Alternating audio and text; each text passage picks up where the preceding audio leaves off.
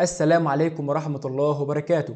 أهلا وسهلا متابعينا الكرام. فيديو اليوم هنتعرف على موعد وتوقيت نهائي كأس السوبر الأوروبي بين مانشستر سيتي وإشبيليا والقنوات الناقلة للمباراة. طبعا قبل ما نبدأ في الفيديو ياريت تنزل تعمل لايك للفيديو لتشجيعنا لتقديم الأفضل، وتنزل تشترك في القناة وتفعل زر الجرس ليصلك كل مواعيد المباريات أول بأول.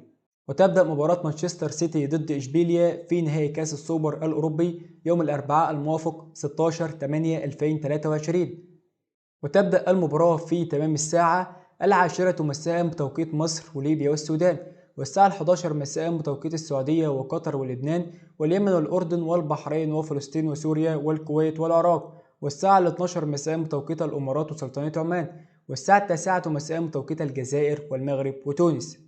وعن القناة الناقلة لمباراة مانشستر سيتي وإشبيليا هي بين سبورت بريمير اتش دي 1 وبين 4K.